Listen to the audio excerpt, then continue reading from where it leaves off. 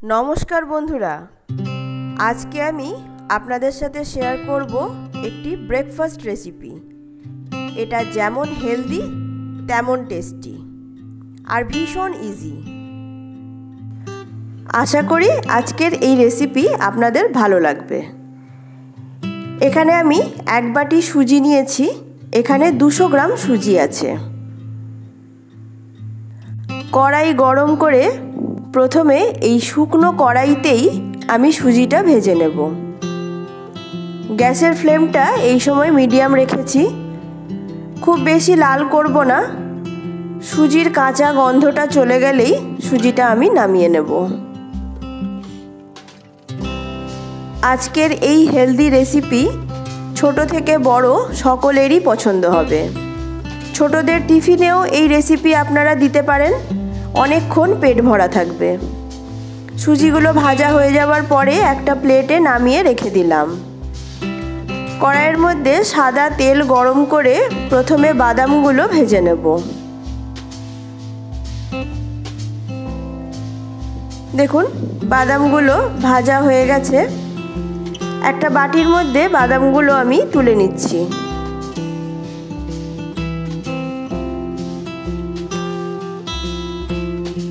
তেলের মধ্যে ফোড়নে দিলাম কালো সরষে, কারি পাতা আর দু রকম ডাল আছে এখানে, ছোলার ডাল আর কলাইয়ের ডাল। আমি 30 মিনিট আগে ভিজিয়ে রেখেছিলাম। এই ভেজানো ডালগুলো দিলে এই রেসিপির স্বাদ অনেক গুণ বেড়ে যায়। সামান্য ফ্রাই করে নিয়েছি ডালগুলো। এরপরে দিলাম কুচনো পেঁয়াজ, আদা কুচি আর ঝালের জন্য দিলাম লঙ্কা কুচি। স্বাদ মতন লবণ দিয়ে দেব। এরপরে পেঁয়াজটা ফ্রাই করে নেব যতক্ষণ না পেঁয়াজের কাঁচা গন্ধ চলে যাচ্ছে আর পেঁয়াজের রঙটা ট্রান্সপারেন্ট হয়ে যাচ্ছে।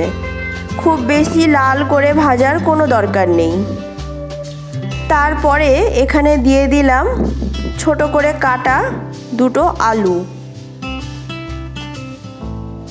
আলুটা এখানে ফ্রাই করে নেব। দিলাম খুব সামান্য হলুদ। হলুদটা আপনারা নাও দিতে পারেন, তবে খুব অল্প পরিমাণে যাতে রং হয় সেই জন্য খুব সামান্য হলুদ আমি এখানে ব্যবহার করেছি। ঢাকনা দিয়ে 3 থেকে 4 মিনিট আমি রান্না করে নেব যাতে আলুটা নরম হয়ে যায়। এরপরে এখানে দিয়ে দিলাম একটা ছোট সাইজের টমেটো আর 1 চামচ চিনি। ভালো করে ফ্রাই করে নেব যাতে টমেটোটা নরম হয়ে যায় আর আলুও সেদ্ধ হয়ে যায়।